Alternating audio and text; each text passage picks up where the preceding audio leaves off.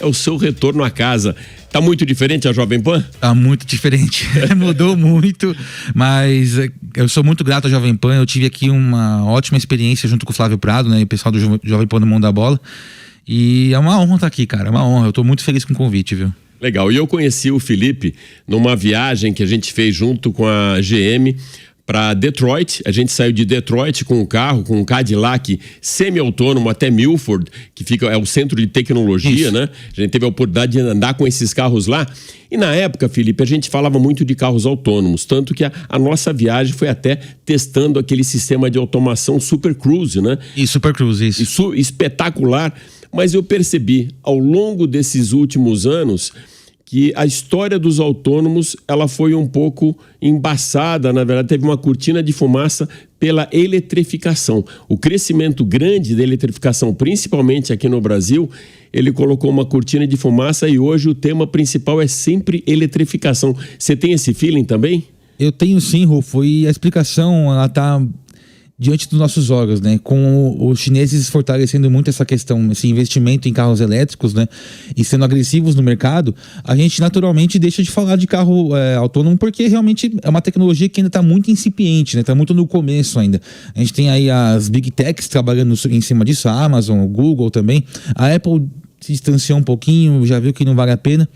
Mas a questão dos carros elétricos, até pelas pressões governamentais, né, que tanto nos Estados Unidos como na Europa, em cima da questão do ar, né, do meio ambiente, enfim, isso com certeza contribuiu para que a gente virasse chavinha aí e focasse mais nos elétricos, né? Então a gente hoje fala mais de elétrico porque está na boca do povo, é o que está chegando no mercado agora com mais velocidade, né? E quando a gente fala de autônomos, fala de elétricos, a gente tem uma linha muito direta com tecnologia. Felipe, quais as tecnologias embarcadas hoje nos carros que você acha que são realmente relevantes? Porque a gente vê também muita perfumaria, muitos gadgets que são colocados ali como um chamariz na hora da venda, mas o que é realmente importante que você vê de tecnologia embarcada hoje? Olha, se eu pudesse escolher uma palavra, seria segurança. Acho que tudo que as montadoras conseguem trazer em termos de segurança sempre vão ser prioridade. Então, assim, os alertas de colisão, as frenagens automáticas de emergência, alerta de ponto cego, que é uma coisa que parece simples, mas para carros grandes é fundamental, porque você vai fazer uma transição de uma faixa para outra, você tem muito mais facilidade, você consegue se antever, né, e evitar acidentes. Então, tudo que for para evitar acidentes é maravilhoso. E não fica só no carro, né? Hoje nós temos semáforos inteligentes também, que podem ajudar a melhorar o fluxo do tráfego também. Então, tudo isso, tudo que for voltado à segurança, Rufo, é bem-vindo e é muito mais importante do que geralmente, o que você falou, gadgets e perfumarias, né? Tudo que é para segurança hoje é muito mais interessante. Eu concordo com você, Felipe. A gente vê muita tecnologia levada para um ponto de mostrar que aquele carro ele está no topo da gama de todas essas inovações tecnológicas, mas muitas vezes nem tão relevantes. Eu, por exemplo, eu não sinto a necessidade de estar dirigindo sem a mão no volante, de braço cruzado, descansando, lendo um livro. Que é isso que vem e dormindo, né? E dormindo. Porém, você falou uma coisa que é importante. Quando você tem num carro o Lane Assist, que te mantém na faixa, isso é maravilhoso, para você não sair, que te dá um sinal ou sonoro ou uma vibração, quando você vai ser ultrapassado, aparece até aquela luzinha no retrovisor, seja do lado esquerdo ou do direito. Eu gosto muito do Adaptive Cruise Control também, que você mantém a distância para o carro da frente e ele faz uma frenagem de emergência também. Isso em viagens longas é perfeito. Espetacular. Isso sim traz um conforto. E mais uma coisa que a gente não tinha comentado aqui, que é da câmera de ré. Eu tenho filho pequeno, eu moro num condomínio onde eu vejo o tempo inteiro criança cruzando um lado para o outro e criança não tem essa consciência, né, do perigo ainda do carro. Então, quando você tem a câmera de ré, é muito importante, principalmente se é aquela 360, que você tem uma visão um pouco maior, né? Você consegue perceber se tem algum objeto e ainda assim, com emergency brake, se ele percebe alguém cruzando atrás, uma criança com uma bicicleta ou enfim, um carro, ele faz... Parece banal, né? Mas não é. Exato. Parece banal, mas não é. E mais um que eu acho muito legal, que eu fiz alguns testes com esse, eu não lembro exatamente o nome, mas é aquele quando você para numa vaga do estacionamento e quando você vai sair, o carro já fez a leitura se tem algum carro vindo. Esse é o alerta de tráfego cruzado. Tráfego cruzado, exatamente. Esse eu acho muito legal também. E como você falou, importante porque, na verdade, ele protege o condutor, protege os passageiros e também as pessoas dos outros veículos. Eletrificação está crescendo bastante. Sem dúvida. A gente vê um movimento cada vez maior. E agora mesmo a gente estava ali na sala de espera, né? Chegou um colega nosso para te perguntar, o Segré, daqui da Jovem Pan, para perguntar para você, híbrido, elétrico e tal. Então quero que você dê essa resposta aqui para nossa audiência também. Híbrido ou elétrico? Olha, assim, eu tenho, obviamente que nós como entusiastas gostamos de todos os carros, né? Mas se eu pudesse separar assim e ajudar você na escolha de compra, é o seguinte: se o seu uso for majoritariamente urbano, carro elétrico. E se você tiver onde carregar, melhor ainda. Na sua casa, no seu apartamento, tem onde carregar e usa na cidade, carro elétrico. Não precisa de mais nada.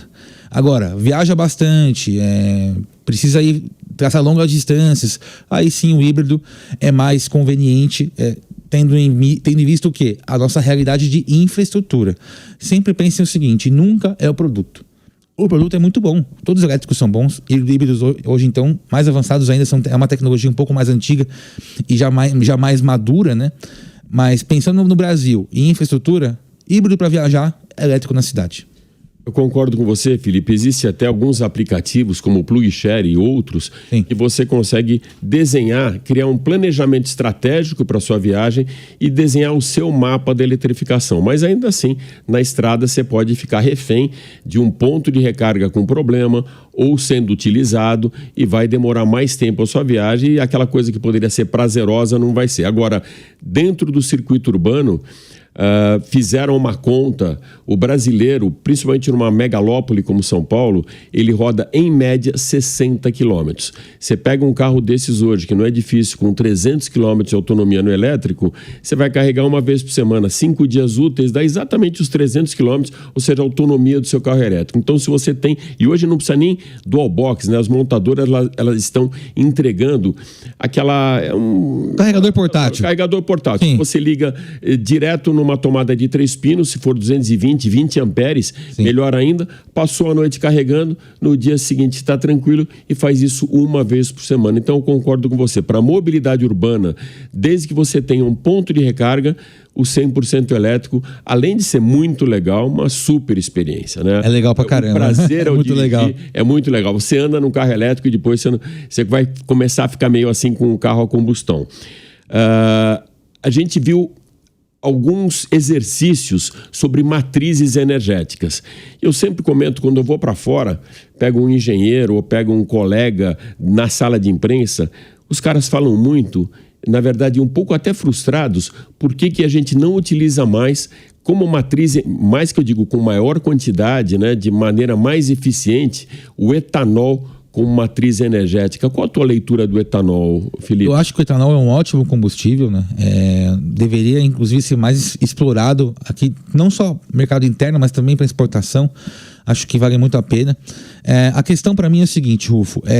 O etanol ele é um combustível de alta octanagem e está sempre nos postos de gasolina. A gente tem isso em abundância hoje aqui. Então, mas para ter a tecnologia para usar o etanol como fonte de energia elétrica, você precisaria ter o quê? De um tanque, né? Para você ali ter a célula de combustível. Hoje isso já é mais comum com o hidrogênio, que é muito mais caro que o etanol. E é limpo também, você gera energia elétrica ali e ele vira água e sai pelo escapamento do carro. Mas o etanol ele tem essa capacidade também de ser transformado em energia elétrica por meio de uma célula de combustível. Então, assim, pensando de novo com o mercado brasileiro, as montadoras já estão trabalhando em híbridos flex, ou seja, um carro que tem um motor elétrico, mas pode ser abastecido com etanol. Hoje, a maioria dos híbridos são a gasolina. Isso também influencia na questão do meio ambiente, das emissões. Então, assim, 3 coisas. Primeiro, fazer carros híbridos flex, com o uso do etanol. Depois, de repente, se você não quiser ter um carro elétrico ou eletrificado, fazer carros 100% a etanol, que é uma outra visão que a indústria também pode ter e pode explorar. E por fim, o carro elétrico mas que você, em vez de você carregar na tomada, você tem uma célula de combustível ali, um reator que possa transformar o etanol em, é claro, energia elétrica ali dentro do carro mesmo. Como você bem falou, essa foi a frustração desse meu colega engenheiro, um francês. O hidrogênio é muito caro, o processo Caríssimo. do hidrogênio é muito caro e a gente pode usar realmente mais o etanol aqui. Agora, não usar tanto como o governo está querendo também, com 30%, essa é a minha leitura, 35% na gasolina. O que você achou disso? A AutoSuper, nós somos um canal de YouTube, mas a gente também tem a oficina, né? A gente também oferece serviços para os clientes, né? Para arrumar os carros, enfim, e fazer upgrades também. E você colocar 35% de etanol na gasolina hoje, os carros que são 100% a gasolina, eles não são carros flex. O carro flex, tudo quase bem. Um flex, né? É quase você colocar um combustível flex, né? No dia a dia, às vezes você tá com menos dinheiro, você coloca etanol, que ainda em São Paulo compensa, porque aqui é muito mais barato o etanol, né? Muito mais barato. Então você consegue colocar mais etanol. Agora, se o carro é 100% a gasolina, você vai ter aí bomba de combustível, bico injetor, tudo isso é feito para gasolina. Vocês já chegaram a testar isso lá, Felipe? Hoje a gente já recebe carros com problemas, mesmo com o E27, que é nossa gasolina hoje. Imagina quando chegar a 35. Um E35. O que vai acontecer? Você vai lá na oficina da AutoSuper, você vai levar seu carro e a gente pode fazer um remap, que é via software. Isso já ajuda um pouquinho. Mas aí você vai ter que trocar bico, vai ter que trocar bomba, vai ter que trocar trocador de calor. E isso vai... Se você fizer todo esse movimento no seu carro, aí sim ele vai ter uma longevidade muito maior. Agora, se você não fizer e você utilizar a gasolina com 35%, vai dar problema. E agora é interessante disso que a gente escutou esse aumento, ou seja, esse percentual de 35% agora na gasolina, mas ninguém falou que ela vai ficar também praticamente 1/3 mais barata, porque a gente sabe que a diferença sempre ficou nessa faixa de 30%, né, do custo do etanol. A gente tem uma entrega maior de potência quando você tem o etanol e melhor eficiência energética, ou seja, melhor um consumo menor quando é gasolina. Mas o governo não falou pra gente, olha, agora você vai ter mais etanol e como o etanol é mais barato, a sua gasolina vai ficar mais barata. Ninguém falou nada ainda. Essa conta não chegou pra gente. Não chegou, tomara que chegue, mas ainda ninguém falou nada. O certo é você, obviamente, abater um pouco aí o preço da gasolina. Mas é aquilo, né? Vai ser legal pelo seguinte, se os carros vierem preparados para esse combustível novo, que, vamos ser sinceros, é um combustível novo. Sim. É uma gasolina com muito mais etanol. Isso vai trazer o quê? Mais desempenho, mais octanagem, porque o etanol tem mais octanas do que a gasolina. É um combustível que é mais... você precisa tem um ciclo de combustão mais rápido, mas ao mesmo tempo ele também é mais corrosivo. Isso vai prejudicar o seu carro, certamente. Então... Legal. Vamos virar a chave um pouco agora para falar de lançamentos, né? Aquilo que você teve vivenciando, principalmente um que foi para mim assim um dos mais relevantes, não em cima de um produto novo, mas talvez em cima de uma motorização que foi lá no Uruguai. Você esteve no Uruguai para conhecer o novo Jeep Commander e o Compass. Como que você fez a leitura desses lançamentos? Olha, a Stellantis tem uma vantagem estratégica muito importante na América do Sul, né? É uma empresa que reúne várias montadoras, né? Isso dá margem para você trabalhar diferentes produtos, né? Investir em novas tecnologias e você aproveitar ali um powertrain, de repente, em um carro que já existe hoje, que é o Compass, né? Que é o SUV médio mais vendido do Brasil disparadamente há quase uma década, né? Desde quando ele chegou no Brasil. Esse Compass, o Compass com um motor 2.0 a gasolina, esse carro vai ter problema com o etanol 35%. Esse carro, com esse motor, ele ficou um foguete. É um foguete. São 272 cavalos, 40,7 kg de torque, 0 a 100 em 6,3 segundos. Cara, é o carro em produção nacional mais rápido. Então, incrível, né? Incrível. E um SUV médio, familiar. E o Commander, nossa, ele cresceu muito também. Porque o Commander tinha o mesmo powertrain do Compass. Tinha versões 1.3 Turbo Flex, de 185 cavalos, e o Turbo Diesel de 170. Agora tem 272 cavalos e muito torque também. O Commander, ele ficou muito rápido. Muito rápido, um carro grande, luxuoso, espaçoso, tecnológico também. A gente falou de ADAS, né? Ele tem ADAS nível 2. Então a gente já tem aí um nível acima de segurança, tanto no Compass como no Commander. São lançamentos assim maravilhosos produtos nacionais, né, feitos no Brasil. O Commander, inclusive, foi todo desenvolvido no Brasil. É um Jeep feito no Brasil e pensado pro Brasil, né? Então, são lançamentos que a Stellantis realmente acertou em cheio. Você chegou a testar o carro? Não lembro agora. Não, não testei o carro ainda, não pude ir para o Uruguai. A gente vai dar essa matéria no Máquinas na Pan, mas eu vi alguns atributos ali que realmente podem colocar ele num posicionamento legal dentro desse segmento. Já aproveito e te pergunto, com quem que ele vai brigar nesse segmento de 7 lugares? O Commander de 7 lugares, olha, ele briga com SW4, com Pajero Full, aí vai pegar a Trailblazer, que vai mudar também agora, vai ser atualizado. Então, esses modelos, eles são muito mais caros também que o Commander, né? É bom ressaltar isso. Então, não tem muito um competidor direto, assim, com o Commander para essa faixa de preço. O Tiguan, que chegou há pouco tempo, não dá para dizer que ele é um concorrente, porque ele tem pouca margem, né? Ele tem pouco volume. Então, ele não é um concorrente, assim. Brigaria pelo tamanho e pelas especificações, mas o Commander vende muito mais, né? Então acho que o Commander, por enquanto, viu, Rufo, só para finalizar, ele briga meio que sozinho nessa área, assim, nessa faixa de preço de 300 mil, 280, ele tá sozinho. Você falou do Tiguan, que eu gostava muito, era o que não era de 7 lugares. Não lembro se era 4 ou 5, mas, cara, eu era apaixonado. Ele tinha 5 lugares, era o Allspace, né? Tiguan Allspace, mas com motor 1.4 turbo, né? Aí tinha o Tiguan R-Line, que tinha 220 cavalos, 230 cavalos, se não me engano, tração integral. Esse que eu gostava muito. Esse vai ser 7 lugares. Exatamente. Vai ser 7 lugares. Mas você podia baixar ali e tudo certo. Exatamente. E, cara, o carro é um canhão. Só que agora esse que chegou agora tem menos potência para se adequar às nossas leis de emissões aqui.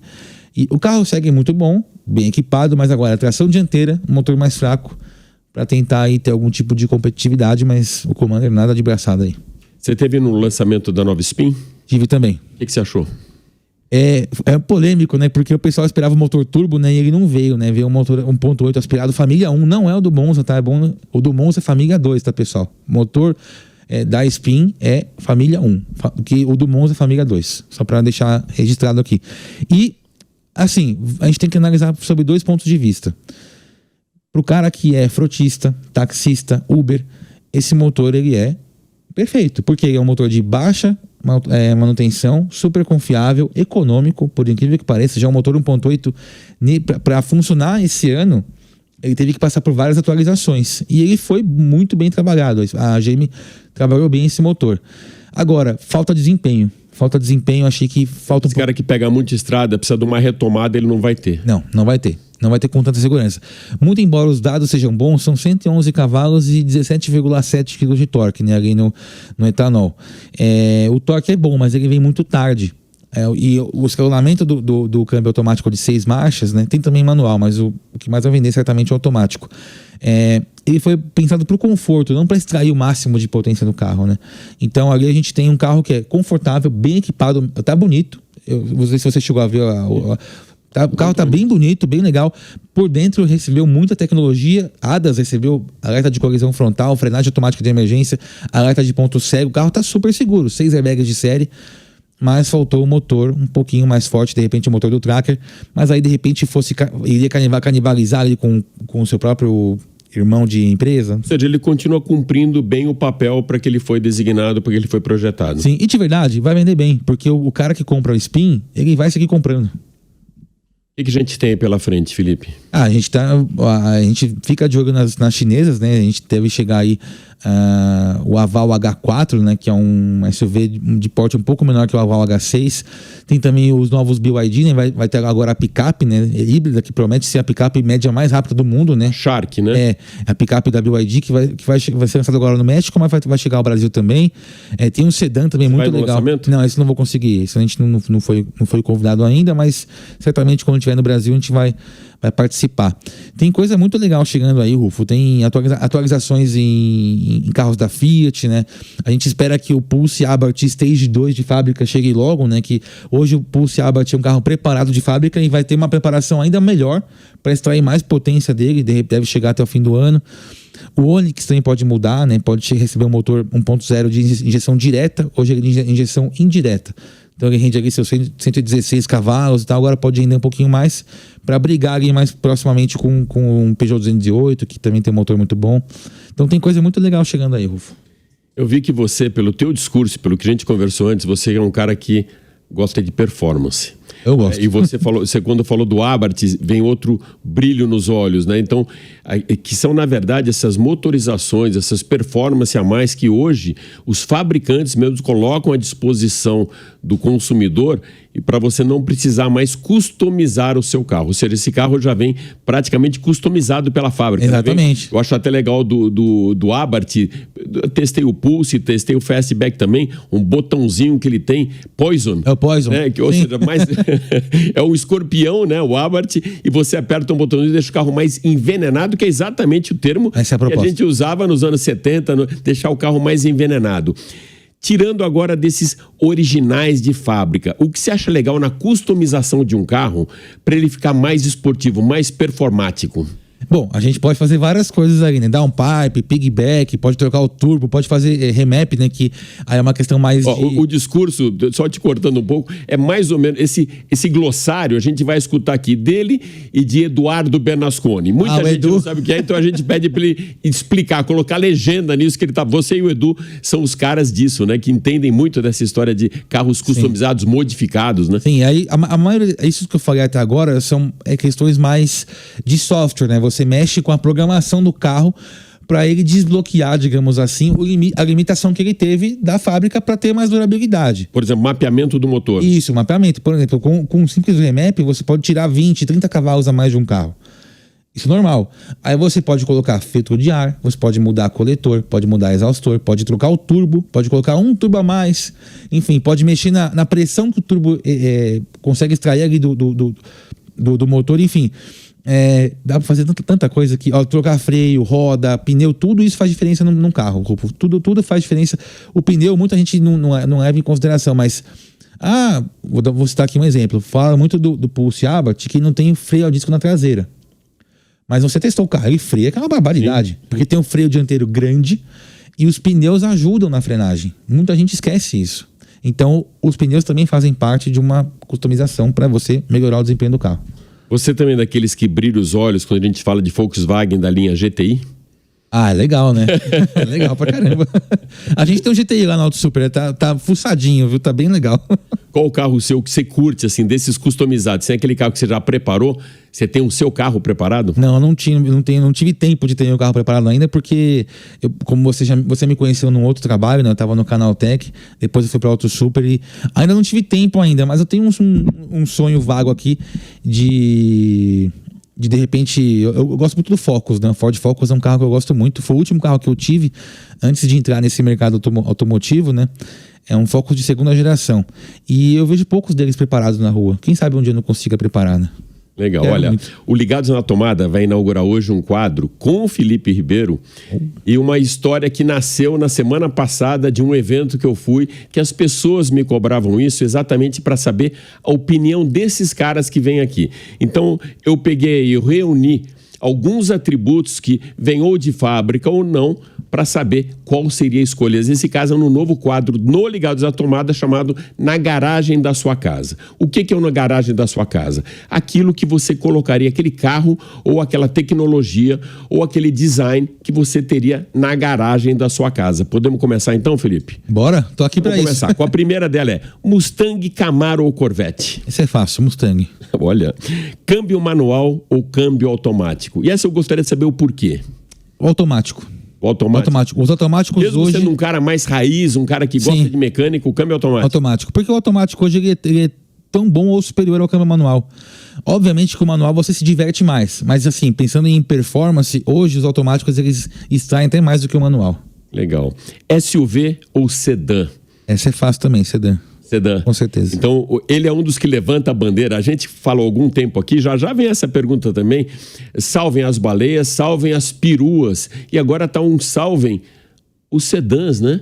A gente não tem ido muito lançamento de sedã, a gente vai em lançamentos de SUV e picapes. Parece que essa é a moda, né? Ou seja, esse é o tom. Sim. O tom do momento é SUV ou picape. Então, para você é um sedã. Com certeza. Nada substitui o conforto, a elegância e a dirigibilidade de um sedã. Nada. E Boris Feldman. O Boris... Boris até fala, eu detesto os SUVs. Não sei se é um pouco de marketing, né? Mas ele fala, ele manda muito e é um apaixonado também pelos sedãs. Nossa, eu e Boris Feldman na mesma frase é porque o negócio tá bom, viu? Perua ou picape? Ah, perua. Olha, o Com sul certeza, mesmo, meu amigo. com certeza. A gente cresceu vendo as peruas, né? Meu sonho de consumo é ter uma Volvo V60, né? Que já não existe mais no mercado brasileiro, mas é um carro que hoje você já acha num bom preço, em ótimo estado, né? É um carro super seguro, tecnológico, bem legal de dirigir, tem motor turbo também. Dá pra fazer bastante coisa em termos de preparação. Mas cara, a perua, por que a perua é legal? Porque ela tem a praticidade, a versatilidade do espaço interno e também do porta-malas e a dinâmica de sedã. Então você tem ali um sedã, mas com uma outra roupagem, né? E as peruas são bem legais, né? Hoje a gente tem uma só, duas no mercado a gente tem hoje, né? Que é a Audi RS6 Avante, né? Que é um carro de R$1 milhão, né? E o Porsche também, o Porsche Taycan, né, Cross Turismo também, que é uma perua. Eu sou apaixonado pelas peruas desde a época minha de moleque, que eu via os filmes com station wagons, né?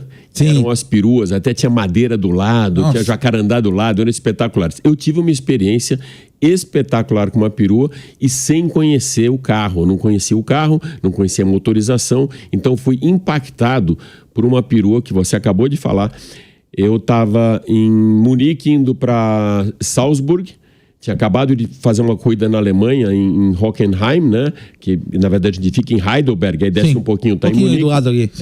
E aí eu peguei um carro para teste e me deram um RS6. Uma perua, eu não dava muito por ela, falei, confortável, tem um motor legal. Meu Deus. A hora que eu cheguei na Autobahn, que você não tem o limite de velocidade, quando você está fora da cidade, do eixo urbano, você pode acelerar forte, não tem limite.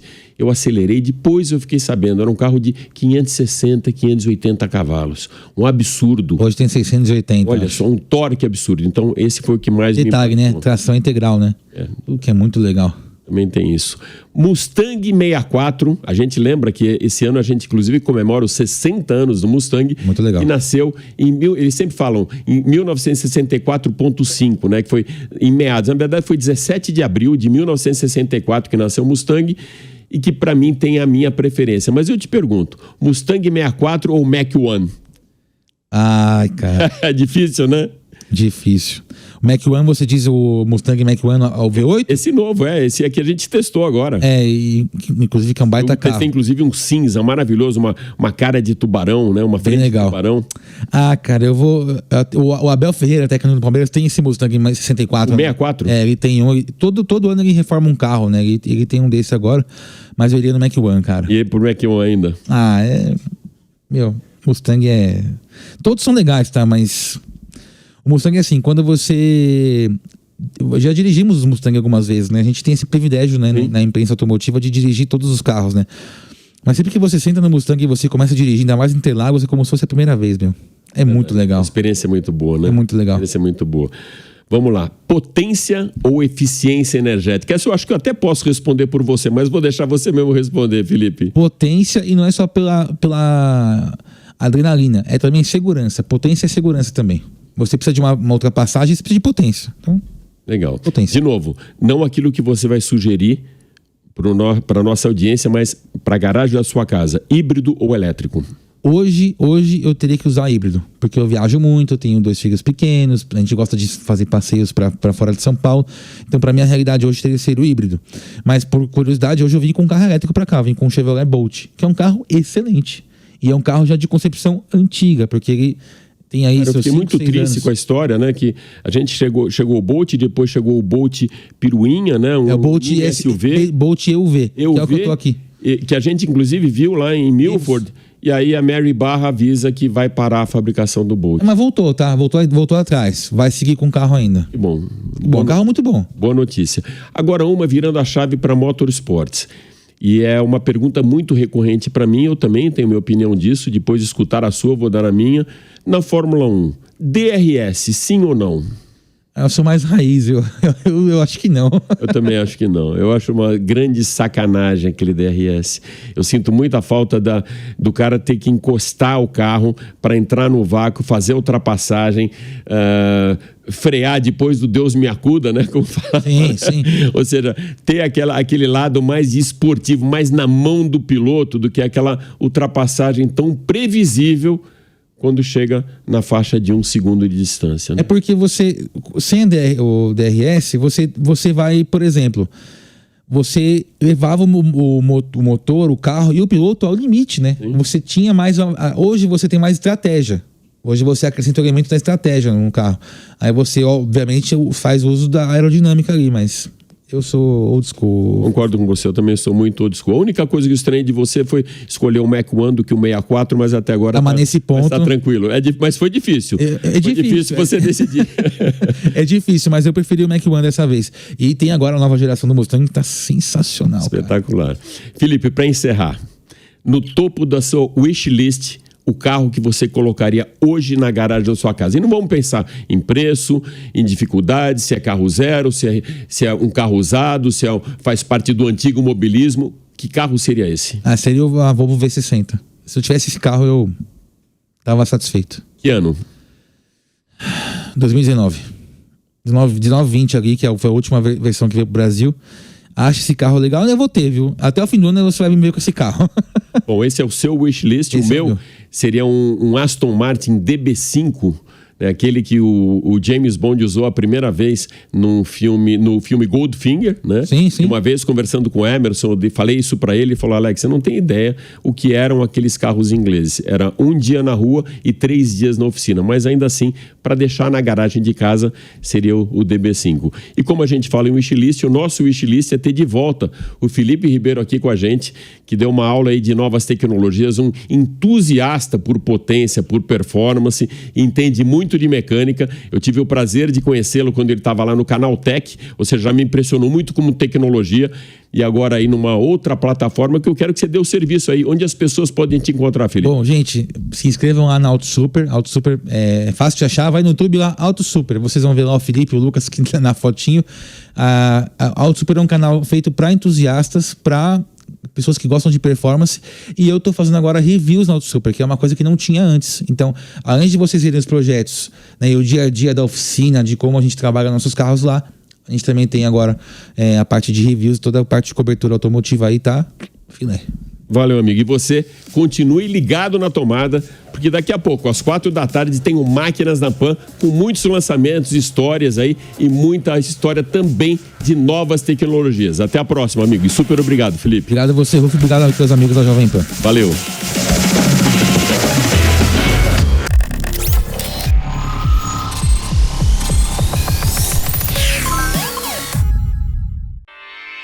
Realização Jovem Pan News.